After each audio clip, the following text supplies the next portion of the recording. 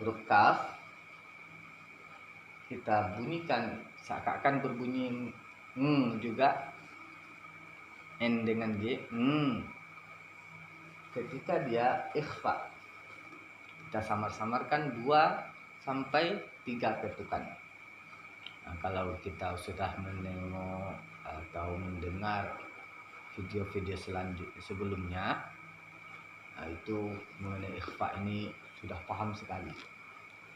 Cuma bedanya pada penjelasan qaf dan kaf ini seakan-akan berbunyi atau n dengan g, mendengungkannya 2 sampai 3 ketukan. Ingat, tempat dengung itu di penghujung hidung yang paling dalam. Kalau kita mendengung yang sempurna itu adalah ketika kita membunyikan dengung itu di penghujung hidung kita yang paling dalam.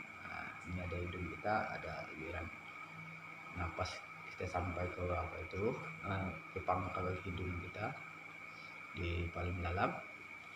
Di situ tempat mendengung itu sebenarnya, bunyi dengung itu bukan pada hidung kita, tapi di penghujung hidung yang paling dalam, di penghujung, bukan pada di sini bunyi dengung itu. Oleh sebab itu bunyinya coba dengarkan.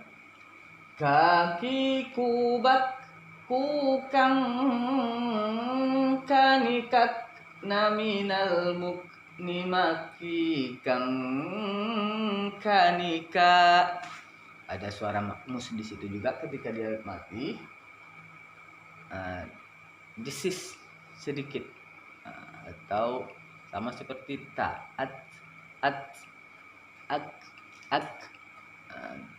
hanya bisa didengar oleh kawan di samping kita. Namun kalau kita dalam membaca Al-Quran, ada yang kita kuatkan itu hanya untuk menjelaskan bahwa itu ketika kita azan, Allahu Akbar, Allahu Akbar, sebenarnya sederhana saja, sedikit saja bisa didengar oleh kawan di samping kita saja. Ada desis sedikit, tapi tak boleh pula kita tak memakmuskannya. Tidak ada desis di situ, berarti salah pengucapannya ketika dia mati. Oleh sebab itu kita harus belajar tentang makharijul huruf kaf ini. Dia ada makmus, ada ikhfa, ada ketika dia di akhir kalimat ada mad iwad. Pengucapannya seperti huruf K disertai keluarnya napas K. K. Ada napas keluar K.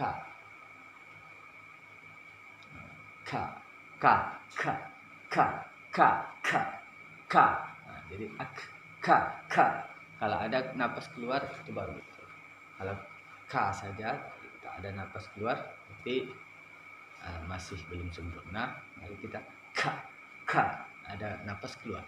Kita rasakan, itu baru. Kakiku bakku kang kanikak naminal mukni maki kang kanika.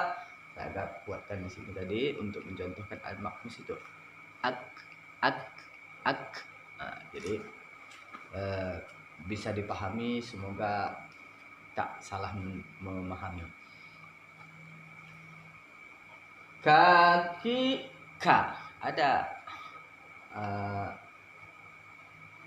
keluarnya napas, disertai keluarnya napas K. Jadi pengucapannya begitu dalam pengucapan huruf hijaiyah kaf.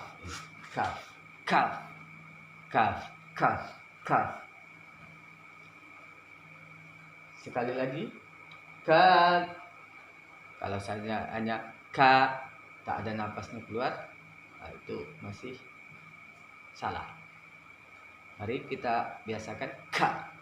kakiku bak kukang kanikak naminal mukni maki kang kanika. Itu kalau saya kuatkan makmusnya untuk menjelaskan. Ini yang mendengarkannya hanya bisa mendengarkannya itu kawan yang di samping kita sebenarnya dalam pengucapan makmus tersebut. Saya akan bacakan dan saya dekatkan sedikit supaya makmusnya itu jelas. Kaki kubak kukang kanikak naminal mukni maki kang kanika. Kaki kubak kukang kanikak naminal mukni maki kang kanika. Ada aliran nafas, kemudian ketika dia tanwin atau nun sukun bertemu dengan huruf kaf itu ikhfa, kita bunyikan seakan-akan berbunyi mendengungkannya itu di penghujung hidung paling dalam. Itu penjelasan huruf kaf. Maka bagi yang suka dengan azan, membunyikannya itu makmusnya itu jelaskan supaya kita itu bagus dalam azannya. Ketika tak ada bunyi makmus ini, maka kita bukanlah orang yang tahu tentang makhraj. Oleh sebab itu saya mengharapkan para tukang azan atau yang sering azan di masjid, mushola, mendengarkan video ini dan perbaiki makhraj huruf kaf. Kaf ada hembusan nafas, angin keluarnya. Ak ada makmusnya. Begitu juga dalam pengucapan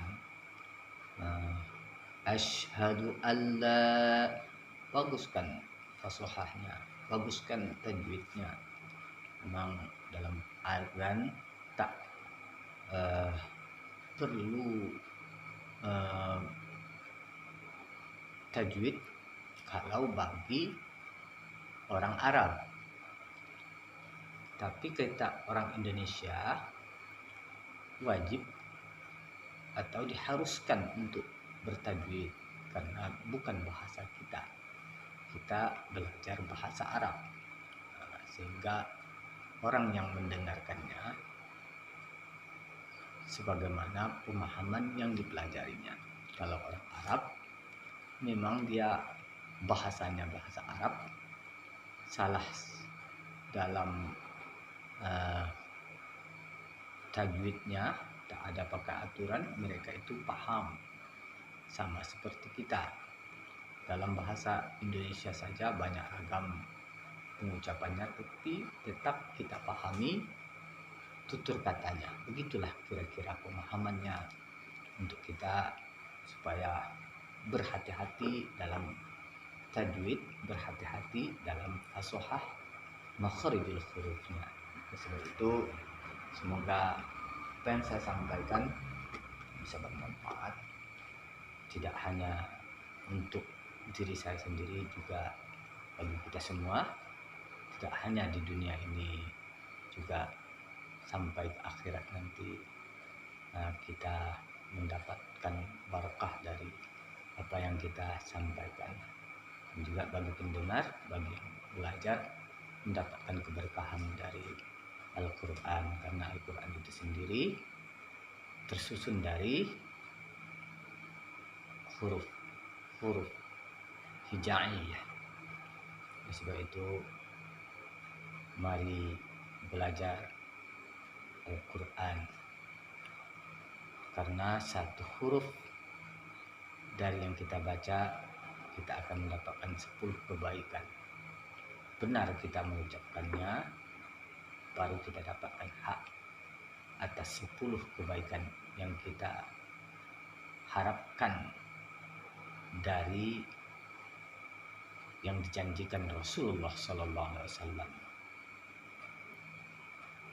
Satu huruf diartikan kalau kita membacakan alif lam mim, alif satu huruf, lam satu huruf, mim satu huruf. Nah, itu yang disampaikan Nabi dalam hadisnya. Hadis sahih